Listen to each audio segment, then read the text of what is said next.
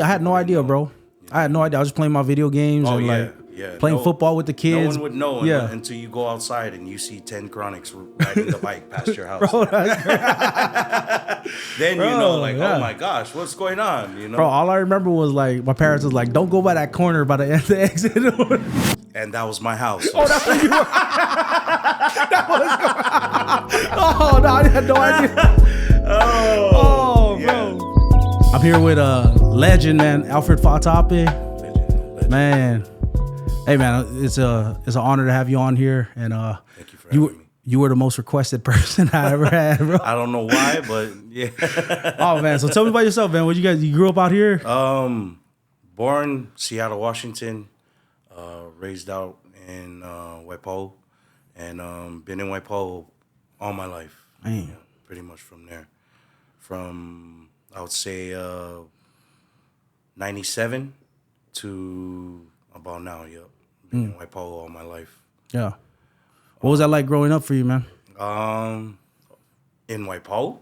Yeah. Oh, in WAIPAHU. Oh, wow. Well, before that, like, what was it? Was it you said you grew up in Seattle? Oh, Seattle. Yeah. Seattle was legit. Average family. You know what I mean? We all raised 4 boys, 1 girl. We ended up moving out here because my parents had separated. So, you know what I mean? Seattle was all right, but it was just a lot of memories of dad. And coming to Hawaii, it was kind of opening a new chapter for us and our family, especially with my dad not being with us at that time too, you know. Yeah. But other than that, yeah, I would say our come up in Seattle was really good. We was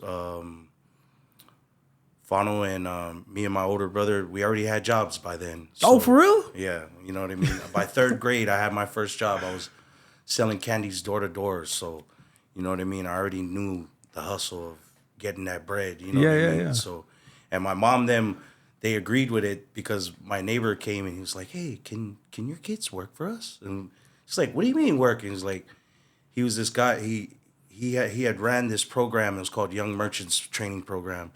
And he took like kids that were just average Joes or kids with things going on at home, and he would teach us how to work. We would sell candies door to door on the weekends.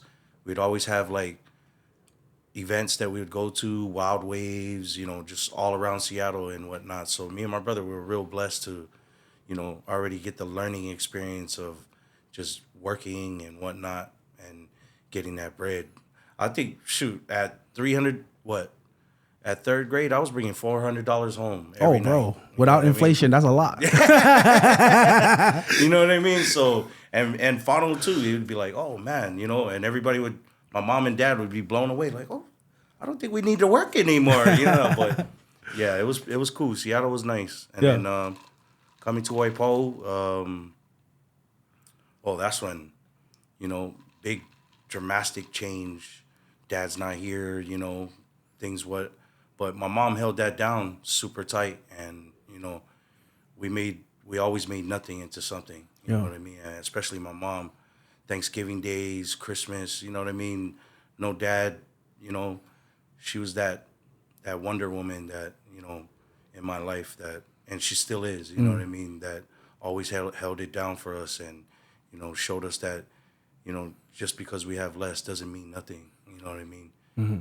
And it doesn't make us less blessed. You know what I mean? Just appreciate what you have. You know what I mean? And the small things matter. You know, family, us, being together.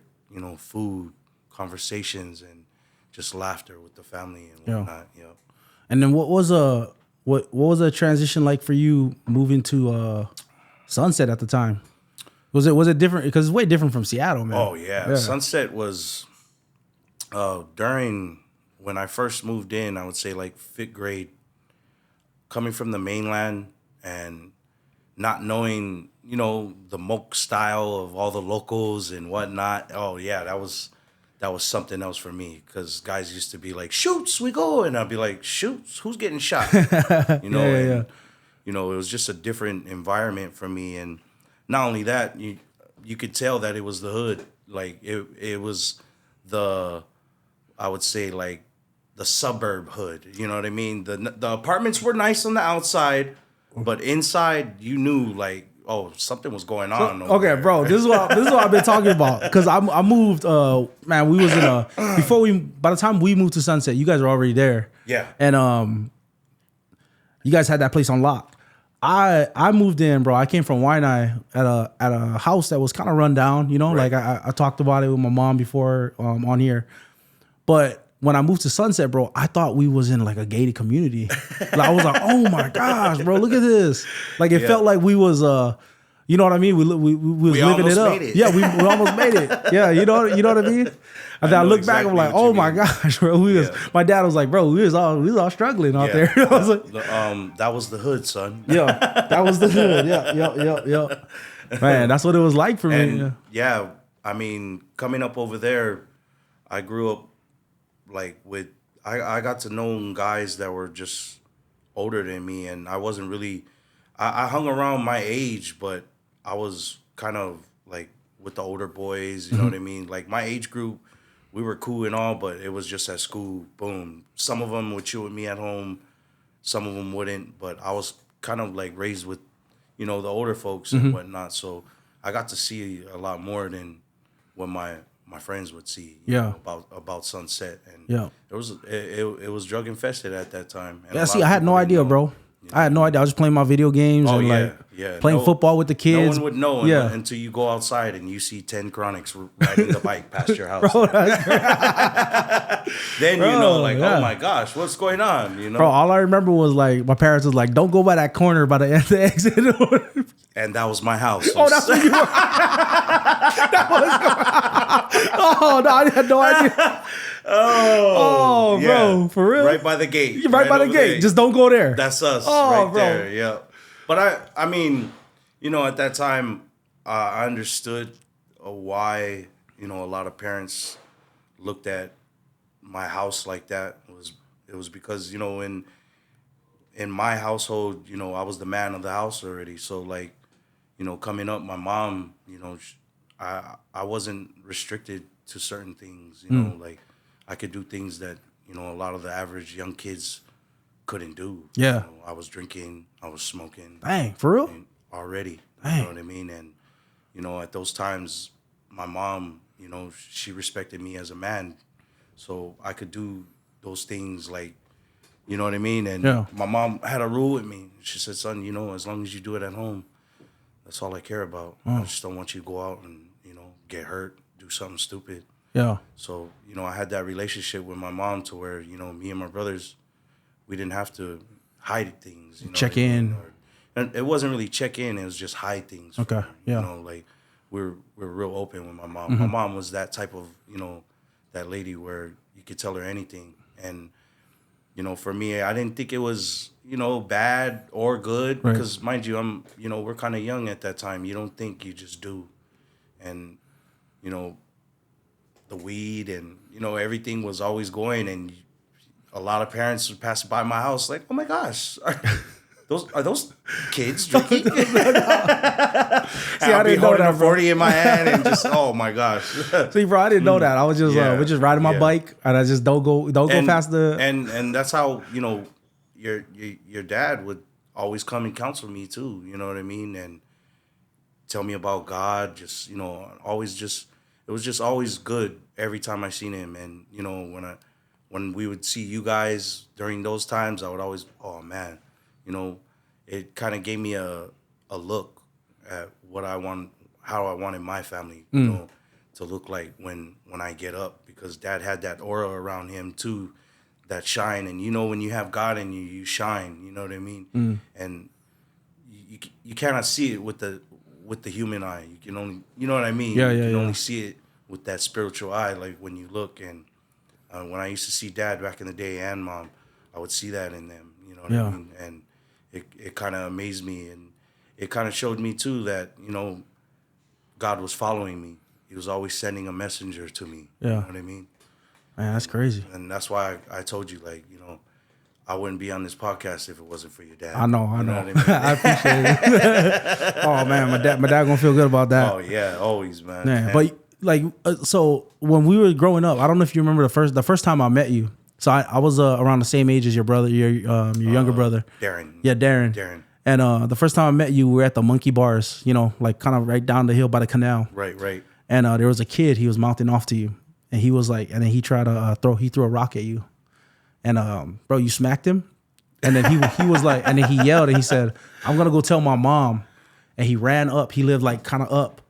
And bro, you looked at your brother, you said, go tell his mom why I slapped him. Like you talked like an uncle, bro. I was like, he looked like he just a little older than us, bro. But he threw a rock at you. Then you smacked him, and you said, Darren, go tell the mom why I smacked him. I was like, oh, he's regulated in this community. Even in Sunset at that time, it was so crazy, but everyone knew everyone. Everybody knew everybody, yeah. Everybody knew everybody. So it was just like, you know, like if one of the kids was getting dumb with one of the sisters, you would literally, you know what I mean? Like you could bop them over the head and go tell the mom why, you know what I mean? Yeah. And they'll understand too. See, I told you. Stop, you know, stop acting stupid, you know? But you could do the smallest thing in Sunset, and if one of the parents see there, you already know, like, dude, I'm in trouble. They're gonna go straight to my mom's house and tell my mom. And I used to get that a lot.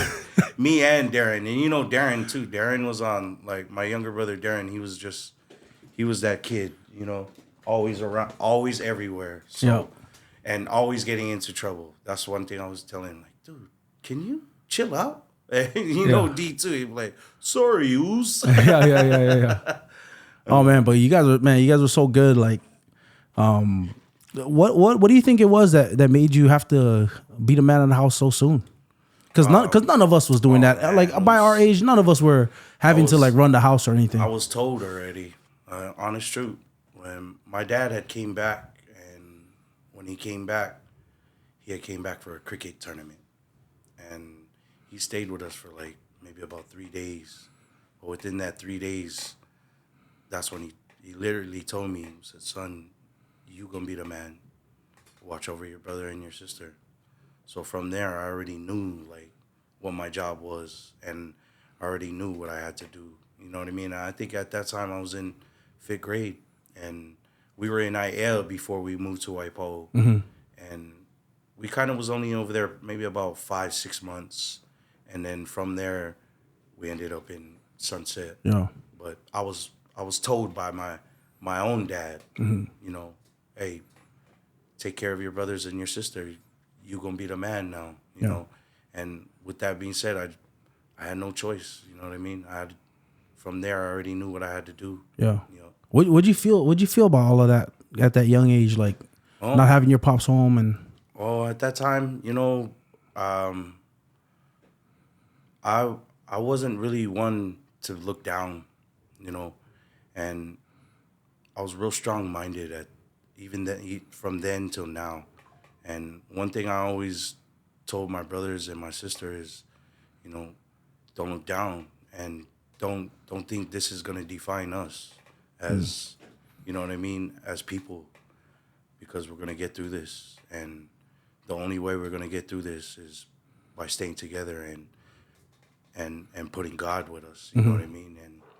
And eventually everything that I said, just having God with us and putting him in our lives and staying together and, you know what I mean, being solid as siblings. And, you know, it held us down to where we built our own foundation, and they didn't even know about it until we became adults, you know what I mean? They were like, oh my gosh, look, you know, look at us, look how solid we are. Yeah, they're tight, man. Exactly. Yeah. You know?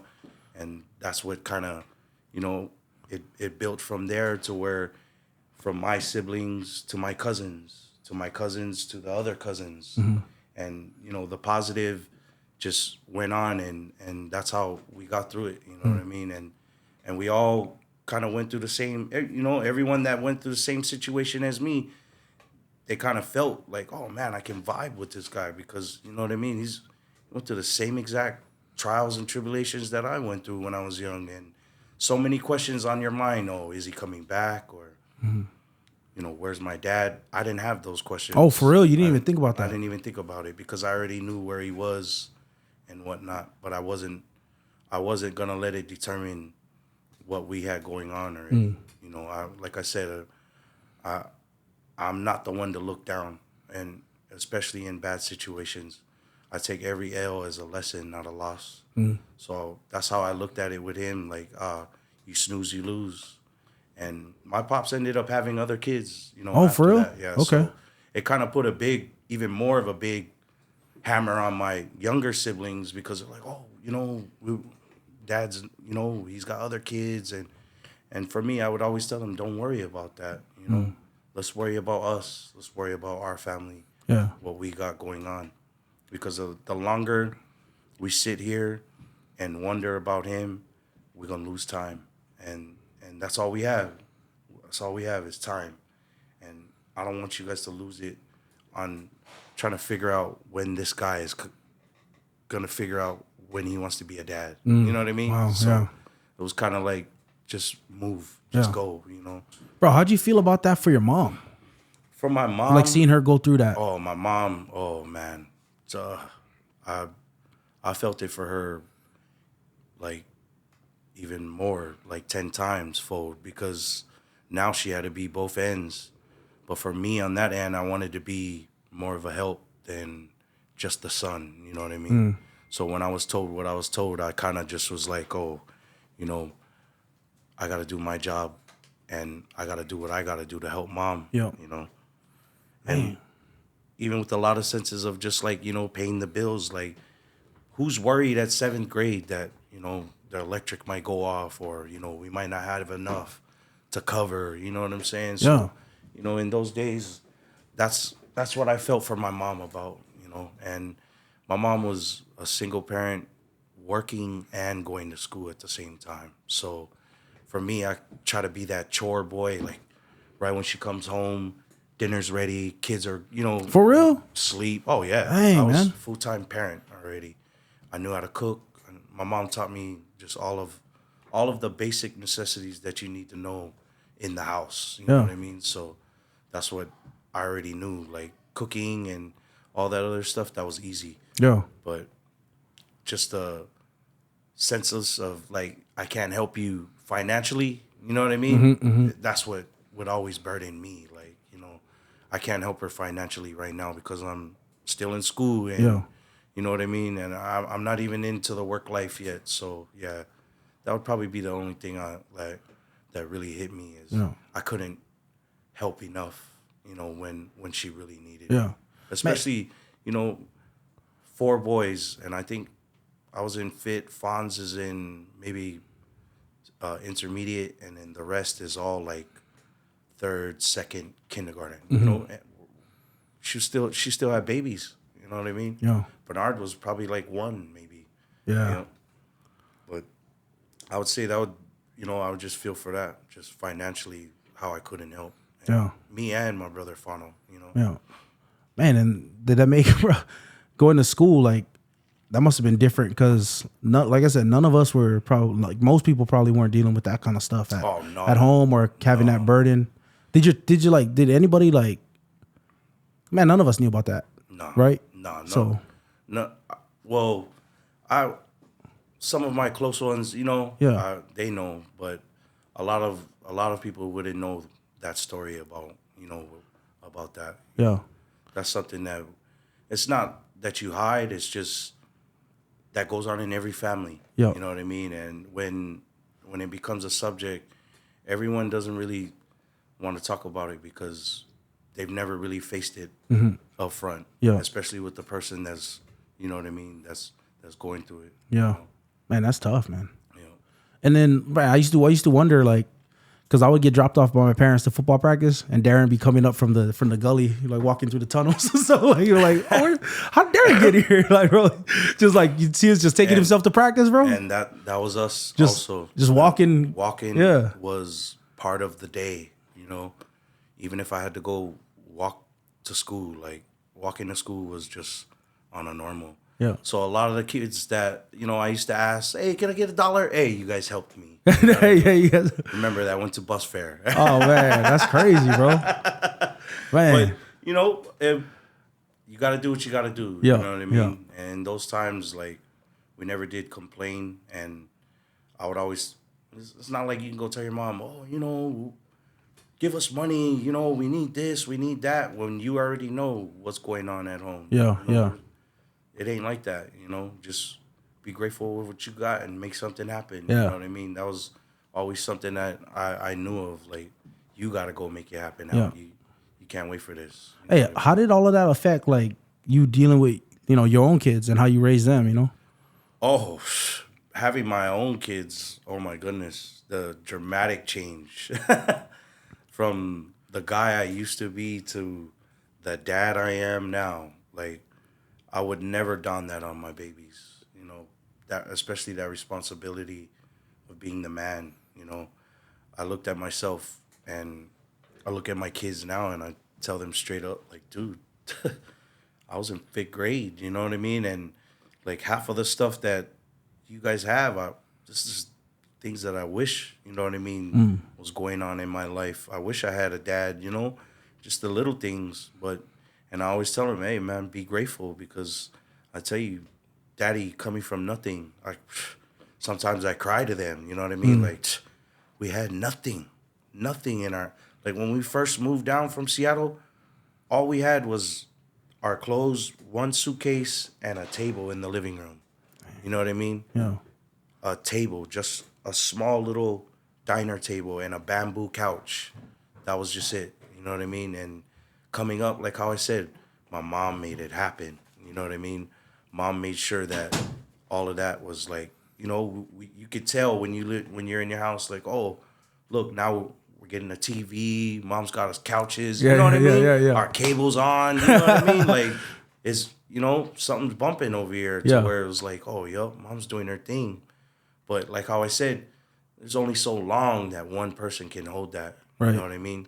As the years progress, sometimes rent goes up. And where we were living, it was like every year they want to bump it up. Bump it up, bro. Bump it up. So where it's like, oh my goodness. And it kind of took a toll on my mom. Yeah. You know what I mean? Just everything that was going on and whatnot. And then the pressure of just all the kids, taking care of us and whatnot. Bro, my mom, it's so crazy the position we're in, because my mom told me that one time they wanted to raise the rent $50. And my mom then went to the office, like, we're not paying that. I think about that now, because my dad, them, they're doing all right, like, and they set us up. My parents worked hard to set us up, my wife, my family and I, and like my kids. And, but she was telling me, like, man, there were times when $50, it was a lot, It was. And man, we don't realize, all I know growing up is, man, I wish I would have been more grateful to my parents. I wish I would have appreciated them more in the moment, Yeah. And, but you'll never understand until you go through that. You know what I mean? You got to see it for yourself. And then you can look back and really appreciate moms and dads. Yeah. Like, dang, mom, I just seen them and I looked at us and I'm blessed. Yeah. You know what I mean? Yeah. And that's the difference maker. But for the ones that do see it and they appreciate it, after, it'll humble you. Yeah. It'll humble you inside. You know what I mean? To where it's like, dang, all those times I used to joke about it, but when you see it yourself and you know what you got, it's not a joke anymore. Yeah. You know what I mean? Yeah. That's life. Yeah. And one day you might see yourself over there. You know what I mean? So that's why for me, I try not to be the judge. You know what I mean? Because I've seen everyone go through something, and if there's a way out of that, it's God. You know what I mean? And I always try and don that onto them. Like, hey, what I've learned was life without Christ is a crisis. You know what I mean? So I try and, stick to that. Yeah. And with my family, my kids, you know what I mean? I let them know too. Like, my kids, all of them, they're well into the Christ Embassy Church over here in WAIPAHU, especially my son Angelus. He's been there since he was like kindergarten. This is the pastor that married me and my wife, and he kind of opened my eyes to, you know what I mean, a whole different world of being a dad. But not only that, being a dad with God in you and putting God into your kids, installing that into them. You know what I mean? I was gonna ask you. I was like, yeah, were you raised in the church or? The funny thing about us was My grandpa was really heavy into the church. He was actually a Faataape with Joe Hunkin them back in the day. For real? In Seattle, yes. Oh, Joe Hunkin was in Seattle? Yeah. Joe Hunkin what? came from Seattle. I didn't know that. They used to have a little Besse out over there too. Wow. And my grandma and papa were all involved. And church was every Sunday for us, you know, especially with my papa. He made sure he picked us up every time. So even at that young age, I already knew who God was. You know what I mean? Because my papa was already installing it into us. But then after when we left Seattle and we came down here, our church, like going to church wasn't as a everyday thing like how we were going with my wasn't papa. as much a priority. You guys had a lot of other things going on. Yeah, we had so much going on. But my mom would always, you know, like, oh, you know, you guys go. I was going to Koinonia Christian Center. Oh, you were going there? I was there. Okay. With Auntie Donna and them? And with Pastor Debbie. Yeah, Pastor Debbie and Pastor David and them. Those were my first pastor mom, pastor dad. And Pastor David is the one who saved me, in fact. And that's the church where I got saved.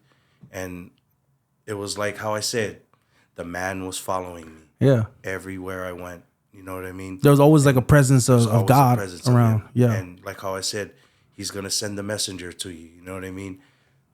Look at that. I had Pastor David. I had your dad. I had, you know what I mean? Like so much godly guys coming around me. And, you know, you could see the aura, like how I say, and I know that this man was God sent from me. You know what I mean? So, like, I took it really serious, especially when I got saved. That was like, it was an eye opener for me because it got me to see, do I want to be in jail or do I not? You know what I mean? And they kind of taught me this lesson, like, man, you know, if you keep pushing to where you are going to be, it's either jail, death, or, you know what I mean? Or homelessness. You know what I mean? That's just what comes with it. You know what I'm saying? So for me, I kind of I overcame it and I wanted to go on that right path. That right path. And that's when I was trying to go to school. What was it that like was making that a big choice for you? Like what was the paths? Like you had this, you had do the right thing, and then what was on the other side? My two paths was am I gonna be this clique with, you know what I mean, in the gang, or am I gonna raise it out and, you know what I mean, be a man and go and get my things, do what I gotta do as a man, you know what I mean, even to become one, you know, because at that time I was the man of the house, but imagine being the man of the house but not knowing the manly things that you gotta do because you weren't raised by a man yet. Right. You were raised by a mom, you know what I'm saying? So for me, I had to figure that out on my own, and like a sponge, every adult that I would jump into or I would meet, especially males, I would soak up something from them. I would grab something from them, especially something that I liked, like from their personality, or if not from their personality, the way they present themselves. And like a sponge, I would soak that up and I would say, take the good things, and I want that in me. That's how I want to be. You know what I mean? And all the guys that raised me, like how I said, I just grabbed all the good and put it into me, and I soaked it up, and I was like, this is how I'm gonna be on that straight path. If I do that, like how he does that, you know what I mean? And that's what got me to where I am today. Man, that's so crazy, because when I think about that, man, I think about the impact that people can have that they don't even know. You know, they don't even know what God's doing. You know, like I'm sure that the guys around you were just doing what God, you know, just living their life, trusting God. Like my dad, I know my dad was like, I didn't know this till I was older. You know, I started talking to my old friends, and you know, they're coaching my kids. Or I got like a lot of the different people I'm interacting with. You know, I'm back. I was a pastor in town for a long time, so I just moved back to WAIPAHU and just started working out here, being in the community again. I also went away, you know, for school. So it was a lot of years I spent outside, you know. Right. When I came back, a lot of people, when I see them again, man, they remember me because they remember my dad. Yep. And my dad was just doing what he always does, you know, just talking to people. You know, he came from the hood. He came up in that life. But the crazy part was, by the time my dad was raising us, he was so different that we had no idea. You know what I'm saying? He was just my dad that was here, and that was. And even with my kids, they'll tell you the same thing too. Like, oh my gosh, Dad, you did that when you were young? Oh yeah, they don't. Baby, no. You know what I mean? Like, oh, I wasn't that guy. I'm sorry, but really, really, you know, your ego or it follows you. You know what I mean? Whatever you do in the past, it doesn't follow you, but it'll follow up on you. They will follow up on you. They'll, oh yeah, did you know that your dad used to do this? You know what I mean? Those little things, like how you said. That's what happened to me when I was growing up. Is my and people even with my kids, you know, now they're like, some of their friends would be like, oh, I heard this about your dad, and I would have to tell my daughter, baby, you know, that was the past. You know, what you see daddy now, this is the real, you know, this is me. This is, but back then, you know, I used to get in trouble, you know, but, you know, I never did live that life after that. You know, I learned from it. Yeah. You know what I'm saying? And when that shift happen for you? Like high school, later? After? I would say the shift happened for me my junior year, man. For real? I had to drop out. Man. And with dropping out, everything going on with my mom, we had a lot of family issues going on to where my brothers, everybody got taken away, CPS, and me and my oldest brother, being that we were the oldest, we couldn't get taken away by CPS. So we had to go be men already. And from there, it took me like a big smack in the face for me and my brothers. Like, man, all the time we had to make something of ourselves, and we wasted it by just doing nothing. You know what I mean? Partying and all the other stuffs.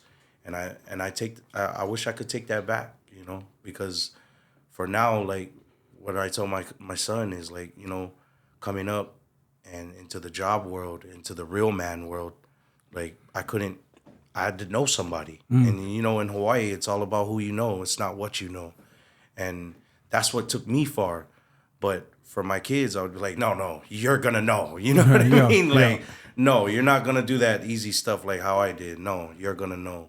But, yeah, I wish, like, with the change and whatnot, it came from that, seeing what mom went through and all of that stuff. And then not only that, like, wishing that you could have done something, but you can't. Yeah. You know what I mean? And becoming my own adult, now I'm like, okay, I'm not going to do that no more. I'm going to push. I'm going to do better. And, you know what I mean? That's what got me to the point where I am now and whatnot. You know? That's crazy because, man, like, I remember, just, if your kids don't know, I'm letting them know now. Bro, there's a lot of stories about you, about things that happen. And like I said, I was a 6th or 7th grader on a playground, and people was talking about stuff, the work you was putting in out there in the high school, and we was like, everybody was like, gosh, why would you get into it with my man Alfred? Man. And then but the other story is this. I was playing Pop Warner. So I was younger. I was 3 years younger, but bro, in where we were from in Sunset, you always felt like you were old. You were older than us, way older. And a bunch of coaches, I remember playing football and them telling me, like, you were the best football player they ever seen. And like, I always wondered, because I went away. I didn't go to WAIPAHU for school to play, but I always wondered, like, man, what happened to Alfred? Because he was the best football player I ever seen. And my dad, who was my coach my whole life, he says the same thing, that you was one of the best football players he's seen. Yeah. He's seen suit up. And even with playing ball, like, I wanted to play ball so badly. That was my life, but everything that I was going through and just looking at my situation with my siblings, it kind of felt like it was time to not be the ball player no more, but to be, like, really the man and go get a job. And you know what I mean? Like, my brothers and sister, they didn't really have too much. So for me, I felt like that was the best stance for me after my junior year. I really wanted to go back and finish it off, but super hard because of the situation of, like, where I was staying and whatnot. And then, well, let me explain it first. Well, after my junior year, when me, my mom, and my brother were living on the streets, we were living at Barbers Point Beach for like maybe a month. My wife's grandma and mom took me in my junior year. And from there, I was living in Nanakuli. I couldn't, you know what I mean? Like, oh, do you have my bus fare so I could go to school? Like, I couldn't really do all of that with them because at that time it was just like, for me, it's like, why am I going to go to school? And you know what I mean? All this going on, and then I live with other people. For me, I just felt like it was best that I pick on to the house, make myself useful, and just go get a job and then try and see what bill I could play. You know what I mean? How can I help? You know what I mean? And then from there, try and get my brothers and my sister them situated to where I know they're good, you know? And that was kind of my main focal point with football. You know, with the sport alone, I loved it. I loved playing. But when it's time to put the ball down and be a man, sometimes that's what you got to do. Yeah. You know what I mean? And that's what I really seen that was more important. And I felt like if I did push high school more, or if I did push it more, that I would lose my brothers and my sister. For real? Yeah, you know what I mean? Like the relationship-wise, you know what I mean? If I would have left, I would have been just like my dad, I felt like. You know what I mean? And to go do a game, remember I told you, my dad came down for a cricket game to visit me to tell me, you know what I mean? You're going to be the man of the house. Right. And then went back, played his cricket game, and then went to Seattle. You know what I mean? Yeah, yeah. So how would it look like for me with my siblings? You know what I'm saying? Like, I got to go play football for high school. Yeah. And I'll be back. You know what I mean? Yeah, like, yeah. It didn't stand right for me. You know what I'm saying? So for me, it was more important that I stood by their side, especially, you know, what we were going through. You know what I mean? It made more sense for me to be there instead of being on the field. Because your brother was still playing, or he was coming up. He was about to start coming up, right? On his way to right. And just like everyone else. So you kind of sacrificed so that they could focus and just so they could. It was more of focus, but not only that, they look at me as their like dad. Yeah. So you know what I mean? Like for me, just that support to be there behind them, because in my days of sports and whatnot, I didn't really have too much family coming to watch me play. I would say probably it would be only your dad and, you know, the uncles that their kids played for the team. Yeah, that was my support team. You know what I mean? My moms and my dad, they weren't at none of my games. You know what I mean? I had to go by myself. You know what I mean? Yeah. And with that being said, too, imagine that, no support team, and you know you still lugging it out and still want to do it. And that was just my passion for the game. You know what I mean? Dang. Yeah, that's crazy because I never had, my dad never missed any of my games. Oh yeah, and I bet. He never missed my games, and then we always went and supported other kids that were playing and stuff. And like I said, I would see dad and mom on the sideline during my midget year, Waikele Wildcats. I would always see them over there. Yeah. So for me, that was my support team right there. Yeah. Man, that's crazy though, just to think about that. Everything that, like I said, everything you was going through, I'm like, man, we had like, people have no idea what anybody is going through sometimes, you know? Oh yeah, definitely. Yeah. I just got that goes to show, never judge the book by its cover. You know what I mean? And treat everyone with that respect that you want. You know what I mean?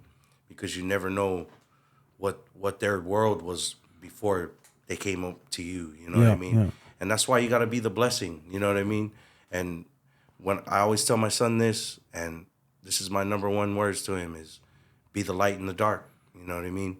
Especially for all this darkness going around us, like you be that one that shines. Mm-hmm. Let them see God's image, and that's you. You know what I mean? Be the blessing, not the stressing. Yep, you know what I mean? Amen. Yep. What's it like for you watching your son, man? Because like he's coming up. I saw his highlights from this past year, man. Baller. Man. Standing out there, like what is it like watching him play? when I watched him, that's why. So I saw his highlight tape that he just put out, and when I saw that, I said, "Bro, that," because I've been going down to the school. I go down once a week and just talk to some of the kids, and but I saw him and I said, "Bro, that looks like Alfred." And I saw him playing. My little mini me, bro. Yeah. What is it like watching him? Because man, he's just playing. It's like watching myself. It's like watching myself, and like how I said, that sacrifice that I made for my siblings, it all pays off to this day right now. You know what I mean? Watching my son doing his thing, I'm reliving my dream. You know what I mean? Through him, but not. You know what I mean? Not in a weird way. Not in a weird way. But just, yeah. you know, just seeing him rise.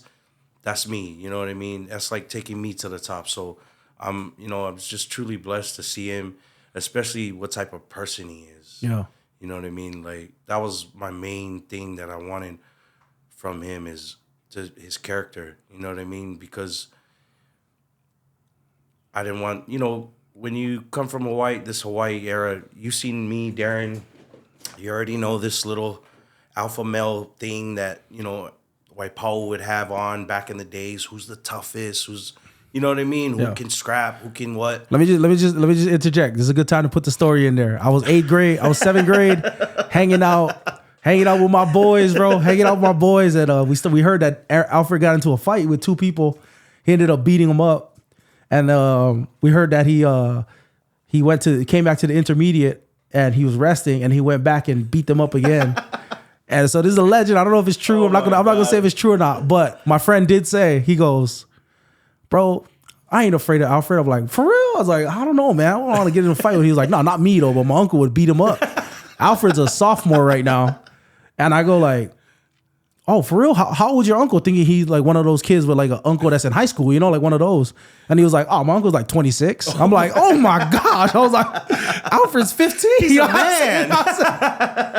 I said, "Alfred's 15. Oops." He's a man. But yeah, even with my son, I try and I install to him just that being humble, being, you know what I mean, being the light. Like, I don't want you to go out there and be that guy that Daddy was. You know what I mean?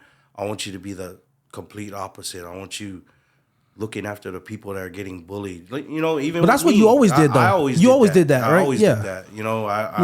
I've never was one to watch somebody get picked on. Yeah. You know what I mean? If you're gonna do that in front of me, be aware, because I bully the bullies. You know what I mean? Yeah. And even with my son, I not bully the bullies with my son, but put some act right on these guys. Mm-hmm. Show them how to speak life. You know what I mean? And show them how to move with love. And that's what kind of I'm really happy about with my son. It's just his patience. His patience, the way he's so patient, the way he's so humble, and the way he carries himself. He's that godly figure that I wanted. You know what I mean? That's what I wanted for him, was to be like that. Because when a lot of this coming up and whatnot, hey, my mouth got me in trouble sometimes. Darren's mouth got him in trouble. And that's why I try to tell my son, know what you say before you say it. You know what I mean? Don't just go out and say anything. With these kids these days, they're spitting words they don't even know about. You know what I mean? They're saying cuss words they give me the pronunciation of it. You know what I mean? And they'll look, "I don't know, Uncle." Like, so why are you saying it? You know what I mean? With my son, that's what I always try and install to him. Like, just be the light in the dark, man. Yeah. So, man, I know a lot of people. That we grew up with, but what do you think is different? Because the streets is always an option, right? That's always an option. There's always and it's not like there's no benefit to that, man. Like you can make a good living out there. That's always an option. You get respect and all those things. But why wasn't that as appealing to you? Like, why did you choose this different route? You know what I mean? What makes you different from the other people that are going through it that chose completely different than you did? I would say you are who you cruise with. You know what I mean? I was around guys that wanted to be dads. You know what I mean? That's all they wanted to be, was dads. And for me, that struck me the most, because coming from a guy that had no dad, that's what I wanted to be for my kids, was the all-time dad of, you know what I mean? and be there for everything, for them, especially the small things, because, for me, I looked at it and I looked at my brothers and my siblings and I'm like, dang, they didn't even have a chance as little kids to even feel the warmth or feel his comfort or know what, let him spit knowledge on them. That's right, because they was younger than you, way younger than you. Yeah, so man, yeah, that's right. Yeah.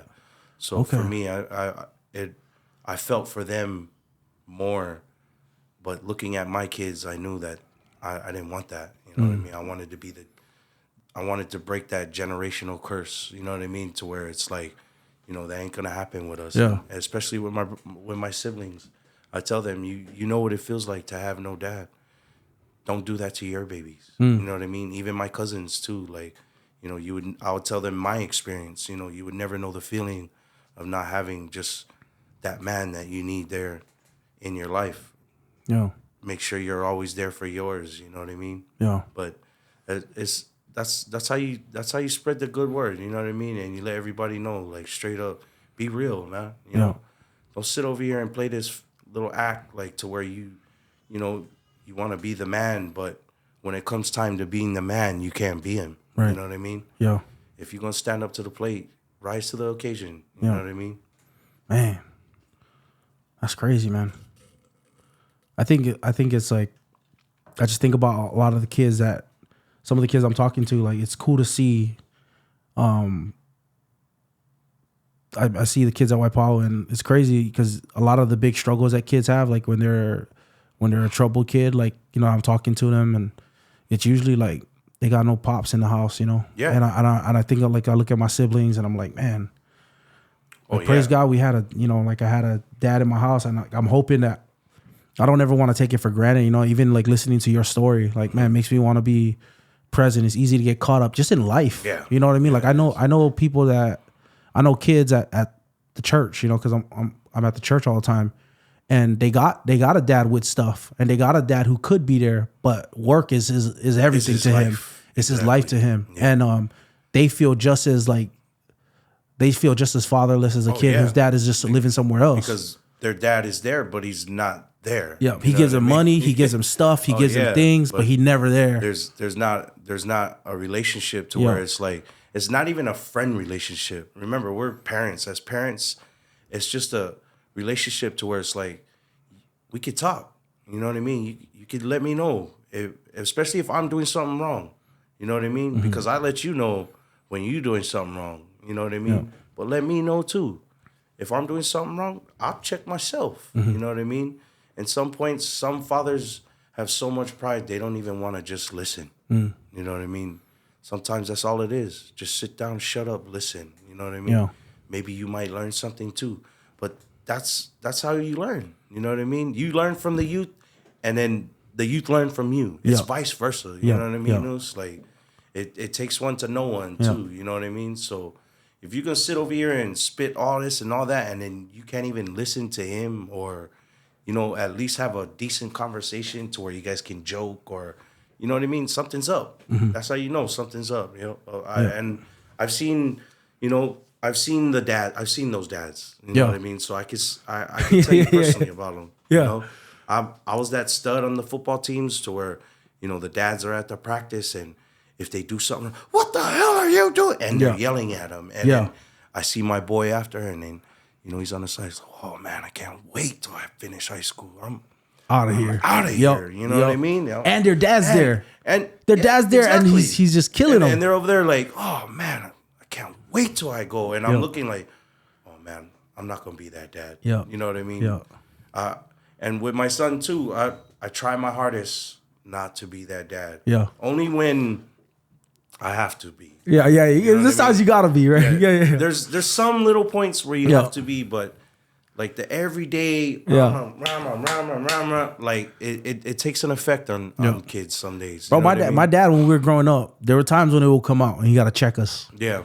Bro, there was times, man, I'm like, oh man, close one. Close one. Exactly. Like, he's just like, you think you're bad? Or I'm like, yeah. Everyone's gonna get that self check. Yeah. But that's what a dad's for, though. That's what everyone that doesn't have one, they need that. Mm. And you look at all these changes in their behavior or they're acting out in school. Imagine if dad was there to be like, oh, I guarantee they'll be like, no, I'm good. They'll be checked. You know what I mean? Yeah. Problem checked. Done. Done. You know what Let's I mean? move on. But because no more dad or dad is there, but he's not there, you're going to have a problem with them. Yeah. Because they're inside, they're not feeling it. You know what I mean? So what was it like for you? So you was in Nanakuli your senior year. When did you move back? When did you move back to Waipahu? I think about I had my son in like around when I was like 21. So I would say I got back to Waipahu maybe about 2011, 2012 maybe. Oh, for real? Yeah. Dang. And coming back to Waipahu was even more of a bigger change because I went as a kid. Now I'm coming back as a man and a married man. Now, oh, when you got married? Yeah. Okay. A married man with, you know what I mean, with my son. Yeah. So for now, it's like a whole, open, you know what I mean? Open field. Now I could start, I'm starting my own life. You know what I mean? I'm going to start a new story to where it ain't going to be that bad Al that everyone, you know what I mean? Yeah. Like everyone looked at me as, but you know, when you have that image, you have that image. But if anyone knew me, they would know like, oh, he wasn't that bad of a guy. Yeah. You know what I mean? Everybody. Yeah.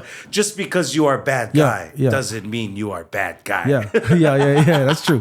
You sound like a sensei right there. Sensei Al. Oh, man. No, but that's true though. Yeah. Like everybody, like the thing is like, man, I got like, it was never fear. It was never any of that stuff, but it was always respect that looked like all of the young kids was like, that guy got respect out there. Right. And so there was always that. Yeah. And it's crazy, but you had a lot of respect from our age group, right? Younger than Darren and younger. Yep. And you had a lot of respect from parents. Oh, yeah. Just like parents, I was like, this is so weird. I was like, bro, people respect Al. Like, they don't talk to me like that. They're like, get the heck out of here, little kid. Some points, at football practice, I would check parents too. Oh, like, man. What'd you say to my boy? And they're, oh, sorry, boy. No, talk to us like that. And, you know, because I wasn't stupid. You know what I mean? Yeah. Like, you're going to come at us wrong. I'm smart enough to know my wrong and right. Like, nah, I'm going to check you. Why you talking to us like that? You know what I mean? Yeah. And they'll reframe themselves like, oh, dang, these kids are smart. You know what I mean? I didn't think he would, you know what I mean? I didn't think he was going to get it like that. But, oh, wow, the way he told me was like an adult. I told him straight up, like, oh, don't swear at us. You know what I mean? Yeah. Like, are we swearing at you? Oh, no. Oh, sorry, boy. You know what I mean? Yeah, that's what I heard. That's the stories I heard. Like at some points, yes. Yeah. That was, I was real fond of that back in the day. And even when arguments would come in with the older boys, like in our age group, all the boys, ow, talk to him. You know what I mean? And I would have to go and, you know, talk the fight, like piece it out and mediate it to where it's like, oh, no, it was nothing. It was all rumors. You know what I mean? Yeah. But yeah, I don't miss those days. Yeah. Man, hey, 2005, man. I was talking about this the last time I had, my son Matt on. But he was talking about that class, both of us. So he's older than you. Oh, and he's way younger than me. Smitty. Oh, that's... And he was like, bro, that class was unreal, bro. Yeah, 05, you guys was unreal. Smitty is... But remember, 05, I think that was Krypton and Standem's junior. I think I was on the 04 squad. 04, yeah. Okay, yeah. The 05 squad, I was supposed to be You're supposed to be on that squad, though. That was supposed to be my year. Yep. I was supposed to finish off, yep. But I ended up not finishing. That's the one we were just talking about earlier about, you know, everything going on and whatnot. Oh, yeah, I wish I finished.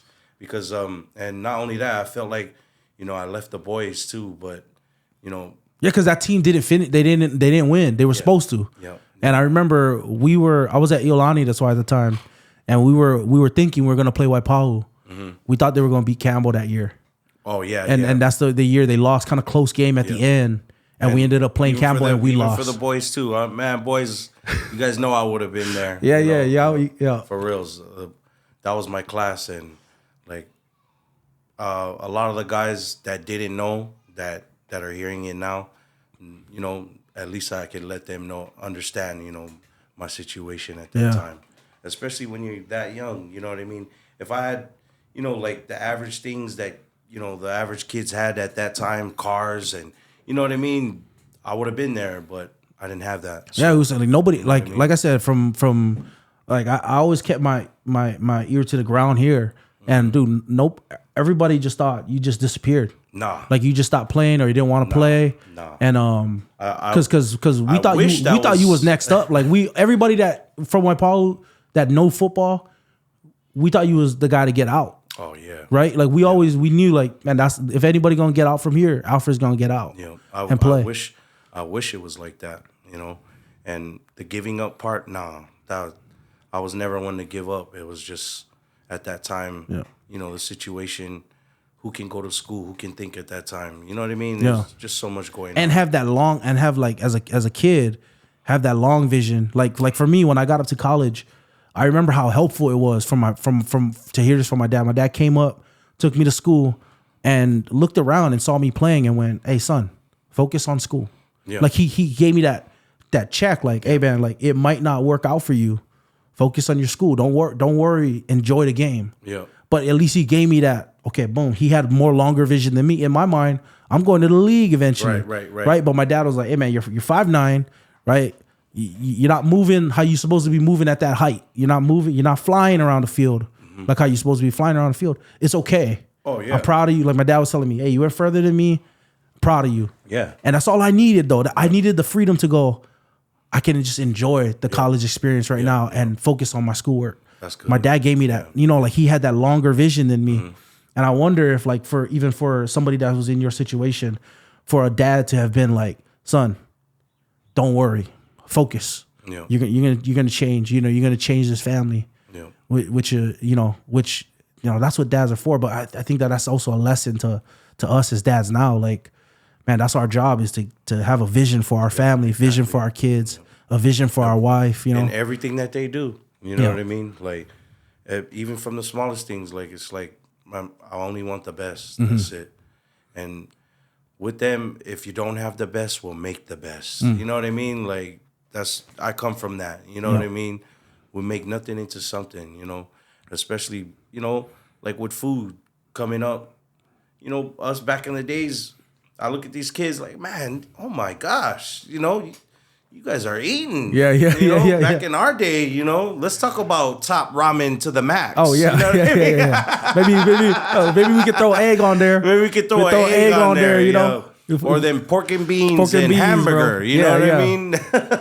Man, dude, like canned food, man. Like, so, my parents, they ended up having, when I went to college, they had a daughter. They had one more kid, surprise. God bless them with another baby. So my little sister, me and her are 19 years apart. And she did this assignment when she was in school. I came back probably like 2011, 2012. That's Carmen, right? No, Cameron. So it's younger than her. Younger than Carmen. Oh, yeah, my younger goodness. than Carmen. So my parents had a daughter, me and her, 19 years apart. She went to elementary school.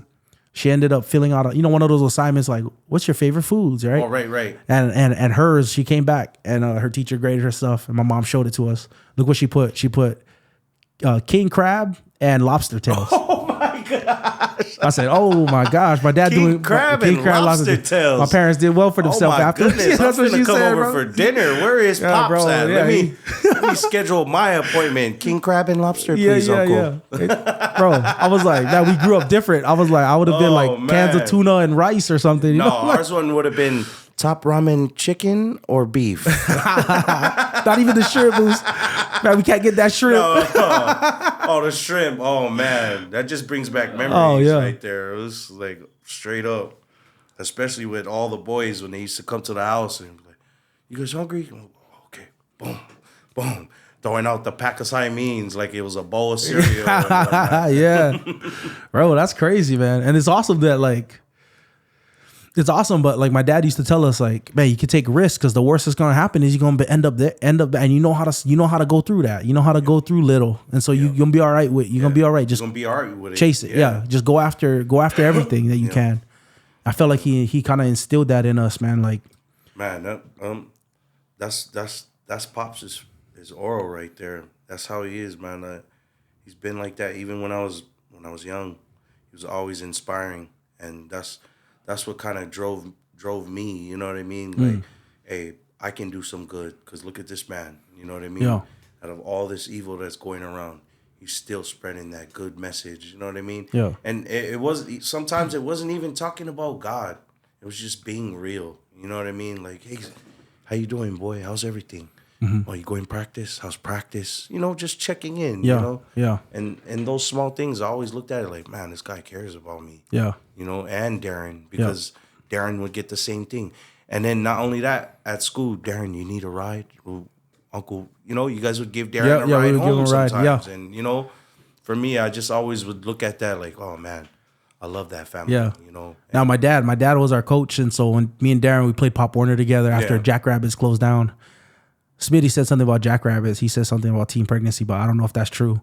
But he was telling me that, you know, like Darren came and my dad used to pick him up. And there was a time when, I don't know, for some reason, they try to, like a lot of the kids couldn't pay the fees, right, for football. Right. Dude, my dad was like, bro, you're not, like, this Pop Warner, man. Like, let's figure it out, fundraise, whatever. But they try to shut us down, bro. They try to stop us from playing when all these kids was coming up from Sunset, from Waipahu. And that's at Waikele at that time? No, this isn't Waikele. This is when, I think, Darren's 8th grade year when we played at Village Park. At Village Park Warriors. Yeah, it was Warriors. Yeah, that was with Kozo. Yeah. But they weren't there. They weren't our coaches. My dad was the coach at the time. But there was just so much. Okay. Oh, Pops was the coach. Pop was he was the he was the coach at the time doing the offense. Yeah. Nice.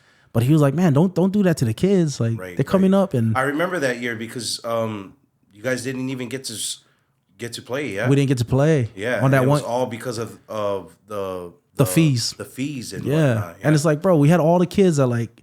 And not everybody could pay, man. Yeah, you know, in some like sports, we've been through all these sports things to where like you see it. There's some people that do good with it, and there's some people that do evil things with it. You know, and like coming up in our days, I was super blessed, and that's why I even to this day, I would tell Coach Ron and Coach Anna, thank you for giving me a shot. Coach Ron and Coach Fats, Coach Chris, all of them, that, thank you for giving me a shot because I couldn't pay for my stuff. You know what I mean? Coach Ron came up and he was like, what's going on? We like you guys as players and we're going to take care of everything. Don't worry. Just come play. Yeah. You know what I mean? That's awesome, man. Like, that's the last thing I want you to worry about, boy. Mm-hmm. I just want you to worry about playing. That's it. Yeah. And paid for everything for us. You know what I mean? Me and my boy, Jesh. Yep. And I played linebacker. He played defensive end. I think we won champs that year too. And just out of nowhere we came, and that was our only downfall. Yeah. Was how are we gonna pay for our stuff? Yeah. Was that at Waikele? Yeah. That was at Waikele, Wildcats, yeah. Wildcats. And then not only that, $300. Oh my! Yeah. You know what I mean? Expensive. Like the military league, especially looking at us. You know what I mean? Like we're $300. I don't even want to go ask my mom. Bro, how did you find a team? Like, cause you was just by yourself. You just found a team yourself? No. And signed up or what? Like I was with Waipahu Jackrabbits. That's right. Yeah, you guys all were. And Storm. Remember at Waikele when I was over there. I was only 6th grade. Yeah.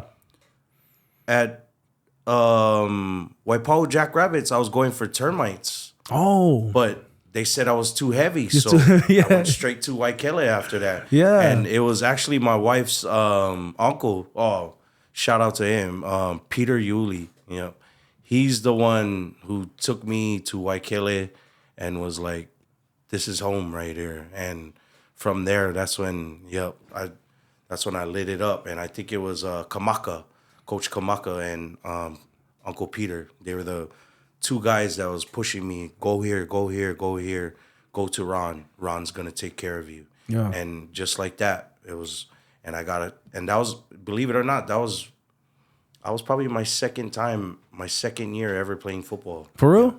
Yeah. Second year, yeah. My first year, what was it? Eva Beach Jaguars or something like that. For real? And I was, the first timers, you get a shiner, you cry baby, you know what I mean? You don't know nothing about this. And I wasn't nothing. But then when I learned the game, I was like, oh, okay, now I'm getting this down. You know what I mean? Yeah. And that's when when you come out of your shell, that's when I came out of my shell, and I was like, oh, okay, I love this. The aggressiveness and everything, and that's when I was balling out. At Waikele. That's crazy, man. And so when did you meet your wife? I met my wife in 2001. Yeah. And funny story, I met her at my cousin's graduation party. My wife is older than me. Oh, for real? Oh, wow. My wife's 3 years older than me. Oh, yeah, But okay. at that time, my wife older than me too. I was in ninth grade. It was my 8th grade summer going into ninth grade, and she was a senior. Oh, wow. Yeah. Oh, yeah, you held it down, huh? He was in. That's crazy because my wife tells me sometimes, like, if I met you when you were in ninth grade, man, I would not have anything to do with you. I'm like, oh, yeah. No. And this is even more funnier. My wife didn't even know how old I was. Oh, for real? No. She automatically thought that I was 18 because I had a 40 and I had a cigarette in my hand. That'll do it, bro. That'll do it, man. So one day was it a Steel Reserve? Steel Reserve? What'd you have? Let's go on a date. And me being the brokest man in the world, she was like, "Oh, okay." I was like, make sure you dress up nice because I'm gonna take you to this badass restaurant. And she looked at me and she was like, "Oh, okay, cool." So she came all dressed up, and I sat her down. I was like, "Get ready. We're about to go."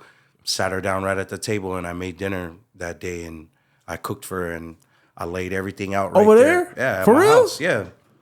And I was like, "Oh, okay, right here. This is where we're gonna have dinner at." Dang. So boom, we're eating and whatnot, and then my mom comes, and my mom's like, "Oh, hello," and she sees her, like they introduce themselves, and my mom's like, "How old are you?" And she's like, "Oh, I'm about to be 18, 17, going on 18," and then my mom looks at her and she's like, "You do know my son is only 14 years old, right?" I would clown my wife all the time, and I tell my kids, I go, "Dude, you know how we met? Your mom was stalking me in high school."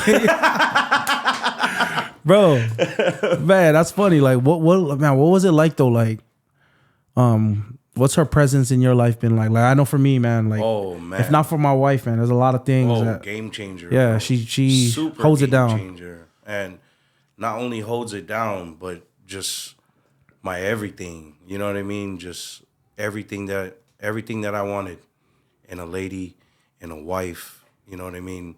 She's my everything. You know? She's my inspiration too. Like everything that I've been through, she's been through it with me. Yeah. And she's that ride or die that, no matter what, even when I was that kid taking the bus, she was still riding with me. You know what I mean? And now we're riding in our cars, you know what I mean? Yeah, Looking at each other like, damn, babe, look how far we come. Yeah. You know what I mean? And those are like proud moments for us, as parents too, to see our kids rising and then, see us as a couple still enjoying each other's company and still loving each other like how we did from the first day that we met. You know what I mean?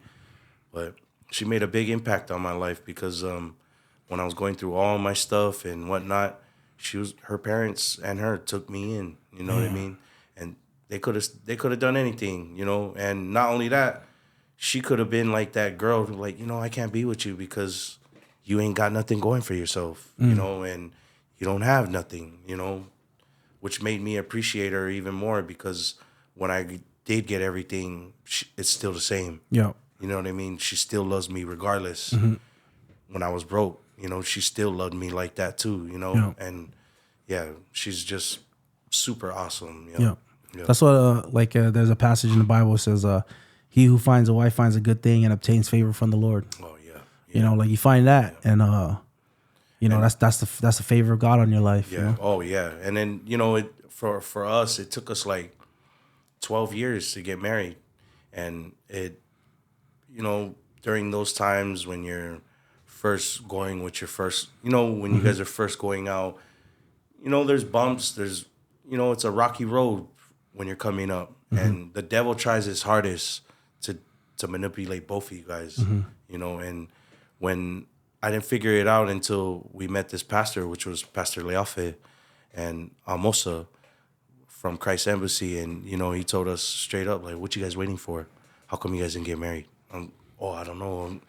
He's like, oh, did you know that, you need this. This is what's going to take you guys to the next step of God's glory. You know what I mean? Yeah. Is being married.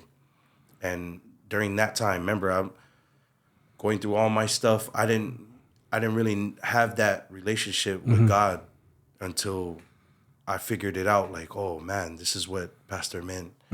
And me and my wife went to marriage counseling with him. For real? Yeah. And it was like I would say like a 2-3 month class. And we got to learn our roles as both husband and both wife. Yeah. You know what I mean? Like my role as being the protector, and you know what I mean? Her role as being the help. Yeah. And we got to know each other spiritually. Yeah. And that's what Pastor taught us was, walking into this, remember that this was ordained by God, and everything's just new, and I'm on fire just learning all of this, and I'm like, dang, I'm taking all of this in, and it brought more blessings than what I ever thought. After getting married to my wife, it just, like what Pastor said, to the roof. Yeah. The blessings are gonna go to the roof. Yeah. And he was not lying. Love you, Pastor. He's not lying. Yeah. Love you, Pastor. Yeah. Man, that's good stuff, man. But it's true. It's true. Like, honoring God, man, like doing things the way God says. I think a lot of times people think, that it's about following rules and things like that, but it's really not, like, the whole point of, like, for me, just as like everybody got their things in their closet. Everybody got their dirt, right? And I tell our church all the time, like the whole point of following God is that, like, our obedience to God, it's based on his love for us.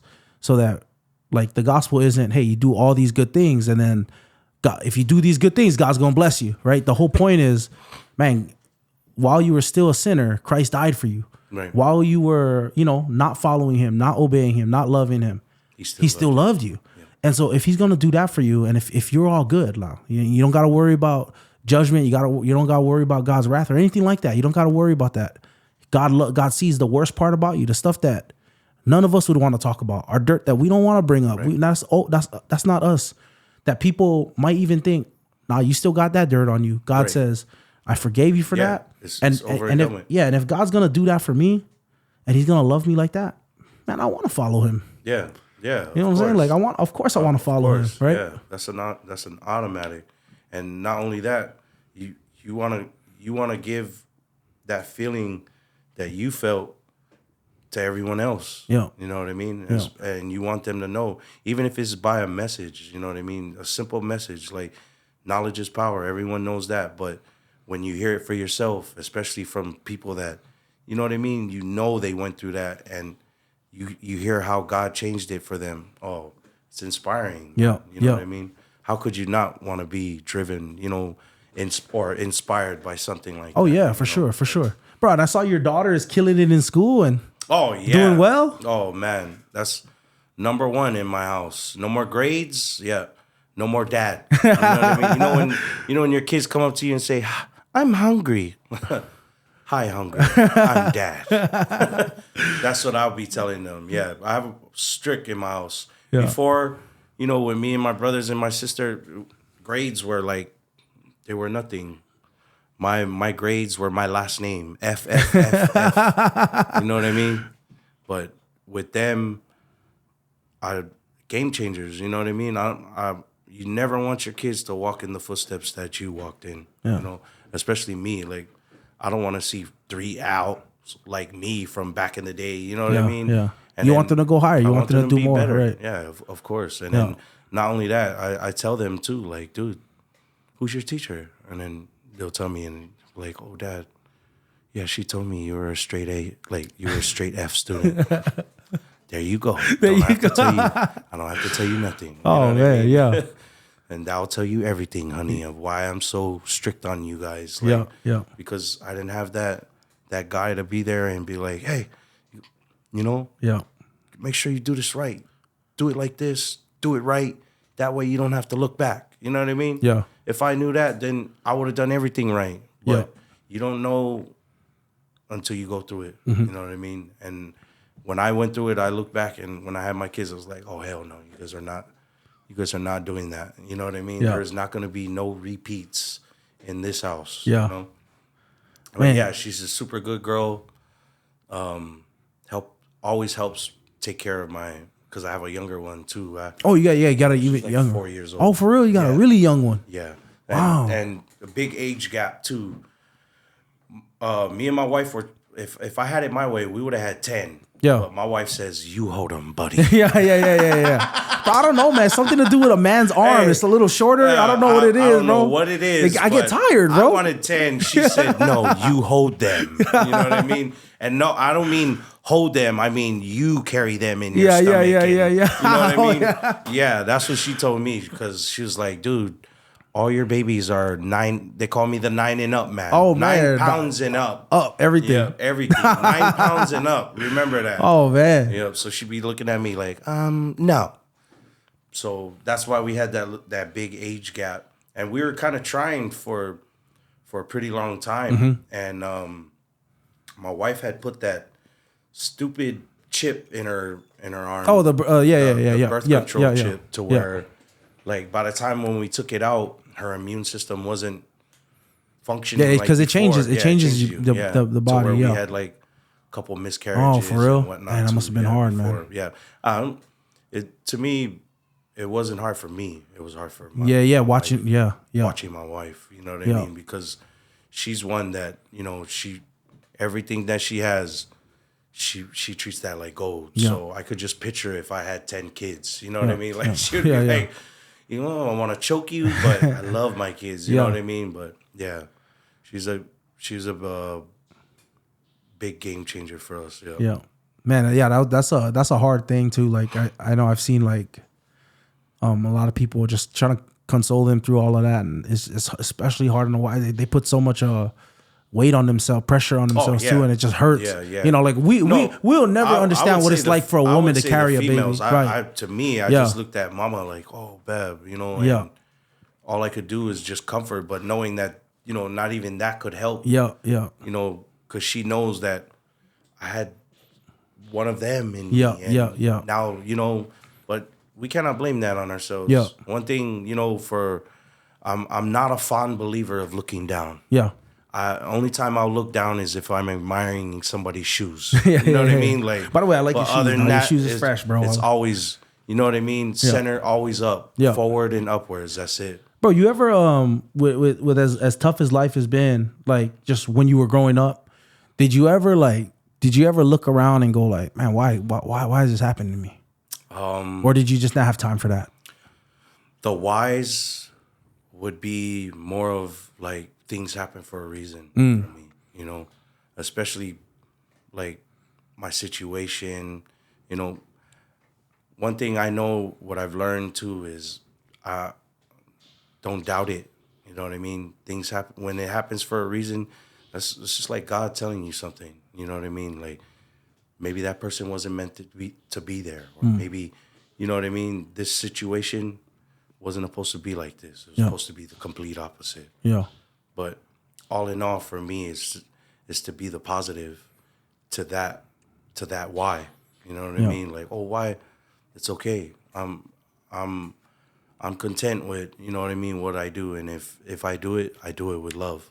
So I'll never look back and say why. You know what I mean? Because one thing I was taught is when you do things with love, you don't ever have to look back on it, and you don't even have to think about it because you did it with your heart. You know what I mean? So everything I try and do with my heart. Yeah. You know? That's awesome, man. Yeah. What would you say to like kids that are nobody knows what they're going through, nobody knows what they're struggling through, but they're going through similar things what you're what you had to deal with? How would you like encourage that kid? I would encourage that kid by doing what I did. Start having a relationship with God, and even if the smallest thing, if you don't know how to pray, praying is easy. Learn, you know what I mean, and pray on it. You know what I mean. There's some situations when I was young, I prayed, and you know, everything that I'm going through right now, even to this day, some of my prayers are being answered. You know what I mean? And it was a prayer from when I was in 5th grade, you know, and I'm seeing it come true now, you know what I mean? And it's like, for me, it's not a changer. It's just, and it's not a I told you so. It's just it's the matter of my faith. And it's like, I knew it was coming because he told me it was coming. You know what I mean? And just get to know God, you know, and get saved. Have Jesus in your heart and move like Jesus. You know what I mean? The way he did it like no other, you know. And like how I said, move with love. Move with love. Don't think from your mind. Think from your heart. Do things from your heart, and you'll never have to, you know what I mean? Look back or think about, oh, did I do the right thing? Yes, you did, because you did it with your heart. You know what I mean? There's no ifs, ands, or but when you move with love. And that was one thing that in my church that I was taught, you know, move with love. Everything that you do it from your heart, you know, just like how Jesus did, you know. Yeah. But yeah, I would spit that main thing to a lot of these youth. Get involved, get God, get Jesus in your life, and, you know, get active, do something. Stop standing around being a bum at home, playing games, or, you know what I mean? Go help moms, you know, do something. Get to know your hood. And not only that, be good in your hood. You know what I mean? Be the light in your hood. There's some kids that are going through some things right now that you never know. But you being a good person just by saying, hey, how's it? How you doing? Hope everything goes okay. Have a blessed day. You never know how far that would take them. Yeah. You know? And just be respectful like how we always do, you know? That's one thing it'll take you far, you know? Loyalty, respect, and being humble. Yeah. You know? Those are 2 attributes that I hold to my heart very dearest. You know what I mean? With those things, you know, you can never lose yourself. Yeah. You know? Bro, that's the you know, it's funny you say that too, because that's the one thing, like, you know, you talk about when you and your siblings grew up. Oh yeah. Right? Loyalty is a big deal. For me, my dad, with my siblings, he even us growing up and having my dad instilled loyalty in us. Like, bro, loyalty to your people, you know. And it's interesting because I'm trying to teach my kids that without the weight of you know, there's something that the grind does to you, right? There's something that like being in like hustle mode does to you when you like, man, it's hard to come out of. Yeah, it is, but it's hard to instill. It's hard to teach that when kids are comfortable. Our kids are comfortable. They're more comfortable. They're not under the fire all the time. They can just have fun. For them, they could go home, play video games. You got to take that comfortability away from them and then let them, oh, how come we don't have this no more? Yeah. Oh, because now you're going to do it like this. You know what I mean? And then they'll start to see like, oh, why am I doing it like that when you guys made it like this? It was like, because that's the way I made it for you. But I don't want that for you. I want you to go and make it yourself. Yeah. You know what I mean? Yeah. I make your sandwich every day, son. But today, you're going to make your own sandwich. Yeah. You know what I mean? And that's how you toss that hustle onto them to where you install it like, oh, okay. Yeah, daddy did it, mine's one, but I like peanuts in my peanut butter. You don't like peanuts in your peanut butter. You know what I mean? So why are you going to eat it if, you know what I mean? Yeah. If you don't like it, but that's daddy's favorite. Oh, okay. And that's just like your hustle. It's not going to be the same as mine. You're going to go out there, you're going to be better, and you might have something that I didn't have in my hustle that you're going to bring up to light, and it's going to make it pop even more. You know what I mean? Yeah. I would say that, Yeah. And loyalty, man, but it's huge, you know, like that's one thing I learned too, just being from WAIPAHU too. Loyalty. Never crossing anybody, never crossing anybody unnecessarily. Always keep your word. Yeah. Be a stand-up person. I feel like that, like me and my brother and I, like that flows. Yeah. That flows in the hood all around. Right. You know, us growing up, the loyalty thing was hard, and you wouldn't even know it, but just that's why we were always by each other. You know what I mean? Like, just that alone, that comfort of being in your company, being in mine's. Yeah. It was like, oh no, we're close. Yeah. You know what I mean? Yeah. And then, but for me, WAIPAHU wasn't that gangland. You Yeah. know what I mean? Yeah. Like it was like friends of friends of friends. You know what I mean? I never really looked at it as like blood crip. You know what I mean? All that stuff. That was there, but there was a sense of more of brotherhood. Yeah. In the hood than that, because majority of my friends are Crips, majority of my friends were Bloods, but we all got along. Like, you know, that was just like side stuff, you know, like we didn't really care about that. Yeah. We wasn't really onto that stuff. stuff. Yeah, that's what I mean. Like growing up in Waipahu too, like it's just, man, we just was kids growing up with our friends, you know, and everybody came from different. And one thing that helped us get along that I realized about Waipahu is the people from Waipahu love Waipahu. Yeah. Like more than they don't like this or that that kind of group or something. Like, man, if you're from Waipahu, we love Waipahu. You know, like, and I think that there's a growing appreciation for growing up in the 94 block. There's a growing appreciation. The older I get, the more thankful I am that my kids get to be, you know, be around. Even with my kids, is for me, it's just an honor to have them going back to reprove that we're not all like that. You know what I mean? The teachers see my kids and they're like, oh my gosh, you're nothing like your dad. Yeah. And to me, I'm proud of that shit. You know, like, oh man, that's good, baby. I told you, you know what I mean? Like, see, you can't be couldn't being as worse as me, you know what I mean? Like, so for me, it's like that and the brotherhood, just the camaraderie with everyone, you know, like you could just walk around and you could feel it. Like people are happy here. Yeah. Yeah. You know what I mean? Yeah. They, respectful. You could go and smile, you know, and everyone's just smiling. Hey, how's it? Yeah. You know, that's the type, that's why I wanted to come back. That's why I wanted my kids to grow here. Yeah. Because I wanted them to feel that same thing that I felt. You know what I mean? Yeah. Like, with the friends, even at school, like, dude, some of my friends, we got so close. It's like, dude, I'm gonna come crash your house. Yeah. You know what I mean? And you know when you're coming over, and those are exciting moments as a kid. Like, yeah, well, you gonna come crash my house? This is my good friend. Yeah, yeah. But that's what I always looked at it as, like Waipahu. You know what I mean? Yeah. When it came to that gang stuff and whatnot, like you already know I was already part of it. So why would I want to be like that wasn't an everyday role of my life. You know what I mean? Like I had other things that I was doing besides, you know what I mean? The gang things always was like, if it came up, well, okay, I'll be there. Yeah. But other than that, we were always in our sports, into our family. You know what I mean? We all had priorities at that time, you know? Yeah.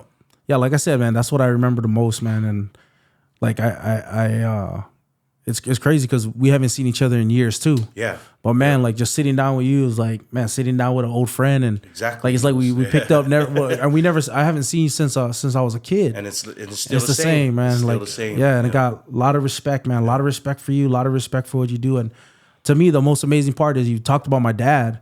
And it seems like you're in a similar position to when my dad was when I was growing up. That you can spit knowledge to these kids, spit wisdom to these kids, and talking about just the work that God's doing in your own life, and like for that, like man, you just I don't know, you're doing for the stuff that you say my dad did. It seems like you're doing that too, man, which is awesome. And that's how it starts. Like how we said, when you're blessed, you got to go bless someone else, and you got to go give them this good word, and you got to let them know why you so happy. Because I got God in me. Like, come on, you know what I mean? Like, look what he did for me. I got my wife, I got my kids, like everything that I wanted in life, I have it. But I have all of what I have. Now it's my turn to go and bless somebody else so they can go get that too. They can feel that feeling. So they know what the feeling of God, you know what I mean? Through the message, you know what I mean? Of just being a good person. You know what I mean? Sometimes that's all it is. It's all it is. Yeah. If you don't believe in him, okay, I'm just going to be a good guy to you. Why are you so good to me? Oh, well, that's just how God was to me. Yeah. You know what I mean? Yeah. I'm an image of him. And they're going to look at you and then they're going to start thinking, man, I think this guy is real. You know what I mean? And just by you doing those little things, it's going to change someone. You know what I mean? It's going to change somebody. Just by you being positive every day, it's going to change someone's life. You know what I mean? being a good friend. You know, sometimes people think that's bad these days. No, be a good friend. You know what I'm saying? And when I mean be a good friend, if your boy's going through something, if your girl's going through something, go help them. You know what I mean? Just that's what friends do. If someone's on drugs and you know they are, or if they're doing wrong and you know they're doing wrong and you're not saying nothing, then you're just adding to that. You know what I mean? A good friend would be like, hey man, I love you. I think you're hurting yourself. You know what I mean? I can get you out of this. You know what I mean? But not be the guy over there with the camera watching him and be like, filming him. Look at him. Yeah. You know what I mean? And just watching him destroy himself. You know what I'm saying? You got to be the light, you know? Someone has to step in and bless this man. Or if not be the blessing, just be the good person. And just be like, hey, man, I know you're going through something, but come on, let's talk to me. You know what I mean? That's all they need sometimes. Someone to talk to. You know, for a lot of, especially for men, we hold this ego to where we're like, nah, I'm tough. I don't want to talk about this. But really, really, you need to. You know what I mean? You gotta talk to someone. You keep holding this in, it's gonna eat you up. You know what I mean? And eventually you're gonna explode. You're gonna explode, man. It's gonna be too late. You know? I've seen men experience that, and some of those guys ain't here today. You know what I mean? So I'm one to say, you know what I mean? Open up. Hey, it's okay to talk. It's okay to let your Usos know, you know, hey, I'm going through some things right now, you know? And your real friends you'll see who your real friends are right then and there. Because the fake ones will be like, oh, I don't want to hear that. Just, you know, move along. But the real ones like, hey, let's go. I got you, Us. I'm opening up, you know? Let me know what's going down, you know? But, yeah, for me, just be that blessing. Be that good person, you know? What you want to see for you got your son, he about to graduate, he got his senior year. What you want to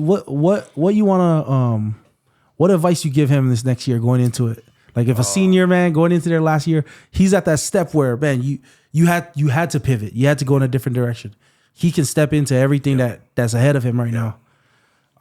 Only thing I would tell my boy is don't stop. Go all in, and go in God-fearing, not man-fearing. You know what I mean? And, that would be the only thing I'll tell him. And them grades, Angelus. Get them grades right. He already knows, because that's the only thing I tell him. I'm like, and where's the report card? Oh, right here, Dad. Oh, okay. That's all I want to see. Let the coach look at you as a player. I want to look at you as a man, and I want to know them grades. You know what I mean? Like what I said, I'm not that dad where I want to go in, hey. I'm that dad to where it's like, I'm just going to be your life coach. We'll let the football coach be the football coach. You know what I mean? But, that's what I would tell him. Go all in. Don't stop. You know what I mean? I'm excited for that, man. I'm excited to see what these guys got this following up this championship, man. I'm super, like this Kona Waina game, oh my gosh, I haven't screamed so loud, I lost my voice. I thought, you know what I mean? I've never experienced something like that before. And watching my own boy play on the and ball. And he balled, man. He balled. He made some huge stops at the end, man. I was super happy for him. Yeah, man. That's cool to see, man. Him and my cousin Tyga. What I would tell both of them is just keep grinding. Keep doing what you're doing. Don't stop the formula. Just, you know what I mean? Reprocess and keep focused and do what you got to do. Man, there's so much like there's so much ahead for these kids, you know, like they can do so much. They got time, you know. Like the one thing that, man, we're older now, and you go back and you're like, man, you got time, bro. You got time. Don't put so much pressure. Support. You got it all. Right now, the only thing holding you back is you. You know what I mean? And it all starts with you. Are you gonna be the lazy one, or are you gonna be the one that really wants it and get up and go and grind every day? Yeah, man. That's good stuff, bro. What you been what you got going on, like the rest of like what you got going on now? What you been up to, man? Right now, I'm a stay-at-home dad right now with my 4-year-old. She has like a speech deficit, so I'm kind of just trying to get her for real? used to her schedule and whatnot. I'm just a stay-home dad right now. That's why when you said, when are you open? I was like, I'm open every day. Yeah. Gosh. Hey, that's awesome, bro. Hey, you can jump on again, bro. Man, so dude, that's tough. Okay, so you just been spending time with her. Yeah. Right now I'm at home. I'm a stay-home dad, but right now, like I was tree trimming and whatnot, and working and whatnot, but I'm trying to get this schedule right with this girl before I even go out. Yeah. I've never argued with a 4-year-old before. But Yeah. There you go. 4-year-old. Yeah. Oh man, bro. Hey man, it's been awesome for me to have you on, man. Yeah. Like I said, I heard so many stories growing up with you, man, growing up alongside you. I wanted to start this podcast. People ask me, why'd you start a podcast? I'm like, bro, because I'm from here and I wanted to talk to my friends, my people. Oh, yeah. You know, I don't really care too much what's going on out there, but like the way I view it, I tell our church this too. Hey man, like it's county before country. Like there's more happening around us right here, and it's easy with social media to feel like what's going on all the way around the world, man. We got people that need help here. Yeah. We got our own people. We got people in your family that need you here. But you got a platform. Yeah. And with this platform, you can get the message out even more. You know what I mean? And that's when you told me about coming in, all I could think about was just touching the kids. You know what I mean? Letting these kids know, like, you know, you think it's cool, this gang stuff and whatnot. Nah, get your life straight. You know what I mean? And find a hustle. If not find a hustle, do something. You know what I mean? Yeah. And when I mean do something, I mean go in school and grind it out. You know what I mean? Yeah. And especially for us WAIPAHU people, all of our parents, they work so hard. At the end of the day, you would never want to be in the situation to where, you know what I mean, they're looking down at you like, oh, come on. You know, moms and pops do too much for us to be, you know what I mean, going back to the old ways or whatever. Oh, yeah. They work too hard. My dad said that too. Like, I work too hard for you to end up like doing what I did. Yeah. You know, like I want you to do more. Just being the basic. Yeah. You know what I mean? Yeah. Like every parent. I actually asked my dad this because he has a YouTube channel where he just smokes cigars. Check it out if you guys want to check it out. Oh, guaranteed. Cigars. I'm gonna go and check it out. It's called Smoke Break. Okay. But I asked him the similar question. I said, "Hey, Dad, you know what would you tell yourself? You know, like, and one of the things he said was he was like, you know, just get the basics down in school and work hard. You know, work hard and the same thing he said. Find God, work hard. But he's like, I'm not really my dad's kind of entrepreneurial, right? I don't know where that came from, but he's entrepreneur, always starting businesses and stuff. Right. And so he said like, man, I just care that you find something that you can do that you love, that you got a passion for, you know?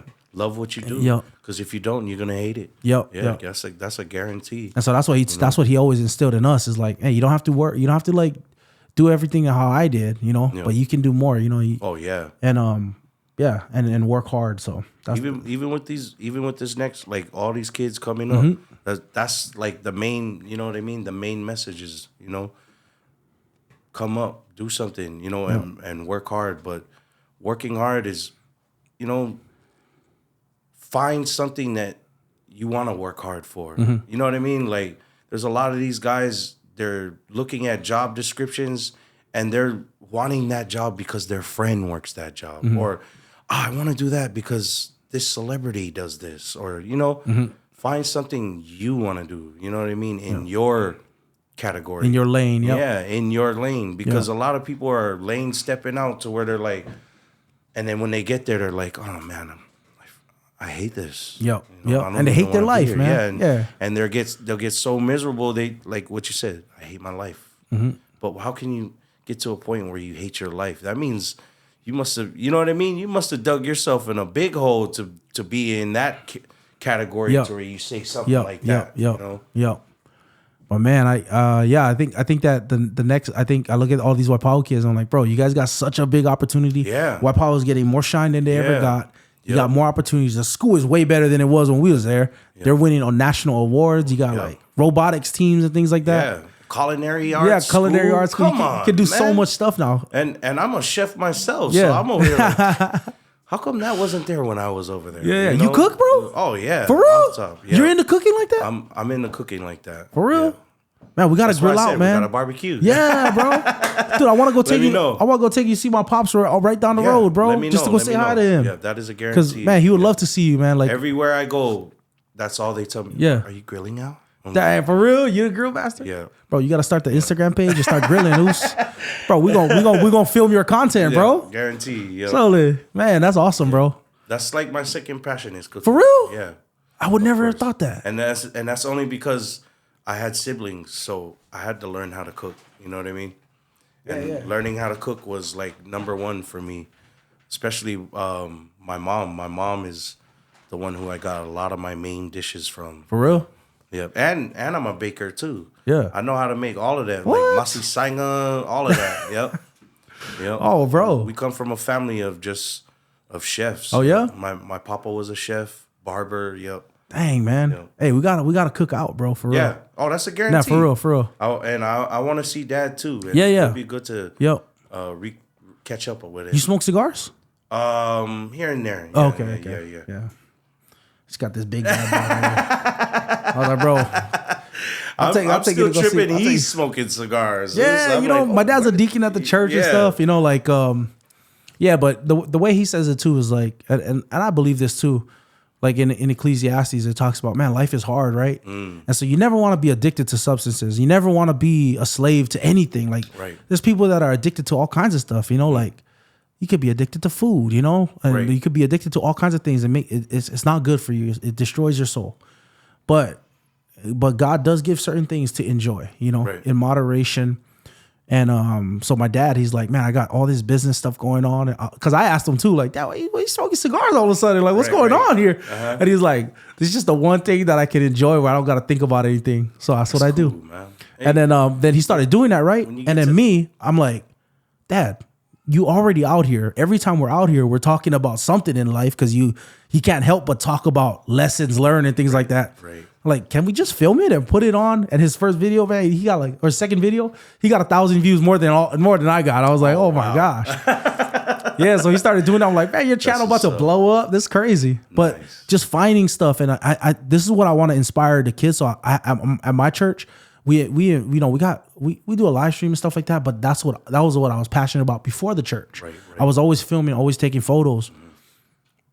And for me, like I was telling like a bunch of the kids in our church, like, hey, come pick up the camera, come learn how to use the camera. Right. I got you. Like I'm gonna teach you anyway. And this is you can like take this. Yeah, you could take this and use it all kinds of places. Take it to the world. Right. After you see this. Yeah. After I teach you, and that's in like everything that you teach. Yeah. You know what I mean? Like remember, this is not just for now, but this is for life. Yeah. You know what I mean? Even like God. This ain't just a for now thing. Yeah. What I'm installing into you is going to go with you wherever you go. Yeah. Even if you're in the baddest places in the world, he's still going to be by you. You know what I mean? Yeah. Man, that's true, man. But I hope more kids too. And if there's any out there that want an opportunity to learn how to use cameras and learn how to get their message out to the world, whatever it is, you know. Yep. I would love to help them out, and so even your son, bro. Like even with us, I have my older cousin. His name is Maya Leota. He runs he's the DC, the defensive coordinator for WAIPAHU. Oh, he is the varsity. Oh, I didn't know Maya was. He does the pylon football, Ainga, all that stuff. If you guys want to lock in. You know what I mean? Get in tune. WAIPAHU's onto something right now that Kahuku has. You know what I mean? Like that fire that they have, we're trying to get that stirred up right over here with us too. You know what I mean? Yeah. And bring that championship caliber to us. Yeah. You know what I mean? And it takes the whole hood. It does. You know what I mean? Not just me and you, but just getting this small message out too. It takes the whole hood, everyone. We need everyone in this to come together and to go and fight and to do this road trip. You know what I mean? And get our boys onto that shining star where WAIPAHU, you know what I mean? Where we need to be. Where it should be, because there's so many athletes. And that's another thing. There's so many athletes out there that were better than me, better than a lot of the players that played that went to college or something like that. Yeah. There's so many better people, but the way that we can do it as a community is by putting our people on and loving our kids that are coming up, that if they got a gift, man, like we encourage that, and we encourage them, hey, like if there's a kid coming up and he's great and he got stuff going on, hey, if you see them out there on the street, let them know. Get to practice. Let them know. Exactly. Hey, you got something else going over here. Don't just want to keep people on the block. Oh yeah. Like want them. They're gonna be more of a blessing out there. They're You know. Gonna be more of a blessing. That's just like me, and all these kids know it too. When I see them from the intermediate kids, if they're cutting over there by Pupuole Park, right when they see me, they run. They know already. Like, Uncle Al's coming. And the first thing, how come you guys are not in class? Yeah. And I send them right up there. Right, I love it. Go up there, take you guys' butts to class now because you guys don't need to be out here. You guys not ready for this. You know what I mean? No one is prepared. No kid is prepared for this real world game. Yeah. You know what I mean? They think they are, but nah. Even I thought I was ready until when I came to it, I was so shocked at what the things that I have to do that it was so overwhelming that I had to, you know what I mean, literally humble myself and go back to the basics and learn it from the beginning. You know what I mean? Yeah. Well, a lot of these kids don't know. Learn it now because as you get older, that time, it runs out. You know what I mean? To where everything they teaching you in high school to be prepared for this grown man life, this grown woman life, they're teaching it to you in high school. When you graduate, if you're not paying attention, how are you going to be ready for this? Yeah. You know what I mean? And that's just like the Bible. Basic instructions before leaving earth. You know what I mean? It's all right there. It's telling you what you got to do. That's the manual. Just like high school, it's the manual. You know what I mean? They're giving you the basics. They're telling you how you're going to make it. Same thing. You know what I mean? You just got to you got to sit there, fight through it, and listen. Yeah. You know what I mean? Forget all the distractions. That's why I tell everyone, don't look right, don't look left. Just look straight and just keep going. Yeah. You know? And it reminds me, man, like, I like just even at our church, I tell them, you know, there's a story about Jesus, and he comes this guy comes up to him and he says, "Hey, I wanna follow you," and he says, you know, foxes have holes, birds of the air have nests, but the Son of Man has nowhere to lay his head. You know, like, you want to follow me, it's gonna be hard. And then another guy comes up to him, "Hey, I want to follow you," and he goes, you know, well, if you're gonna follow me, he says, yeah, you follow me then. And he says, "I want to go bury my dad first." And he says, "Anyone who looks to the left or to the right and doesn't just look straight ahead, you know, anyone looks to the left or to the right, they're not worthy of the kingdom." And what he's trying to say is like, hey man, you pick this lane and you follow me, right? Don't deviate from it. And if things are, you know, for the kids out there, you got a vision, you got a path that God wants you to take, you got a dream, follow that. If things are pulling you to the left or to the right, forget about that, you know? Just keep following. Yeah, and it's the same for your faith, man. Look to Jesus and follow him. True that. And if it pulls you to the left or to the right away from him, leave it behind. You know what I'm saying? Like, follow him. I'm a firm believer in that. Yeah. You know, I tell my son that all the time. Every time you look right or left, it's a distraction holding you back. When really, really, all you had to do was just keep walking forward. Yep. And that's how the devil gets to you. You know what I mean? He gonna throw all these little schematics, schemes at you, and you know what I mean? Try and throw you off track. You know? Yeah. But man, I appreciate you coming on. Guaranteed. I appreciate it. I would love to do this again, and yeah, I'm really grateful, man. You gotta come visit our church, man. Yeah, we're right by we're by you know, Rockies. Okay. Right in that back parking lot. Okay. That's where we're at, right in the corner. Okay. Yeah, come visit us, man. I would love to meet your family, meet your kids, and guaranteed. And yeah, I gotta go to my church first. Oh well, yeah, Christ Embassy. They actually they're right down the road one of the from you guys, one of the members of you guys' church just bought a restaurant right next to us. Oh, nice. So I see them all the time. Oh, okay. They just had this like men's conference and stuff like that. I gotta connect with those guys. They always. Did you forget our address? Oh no, man of God. Yeah, I didn't. I'll be there soon. Go. I know that God's got a lot for you, and I know that just he says, you know, don't forsake the gathering of the believers, and bro, I know that you'll be blessed going back. But I appreciate you. Guarantee you. Man, it's been an honor, bro. Yep. Artizo. Thank you, man.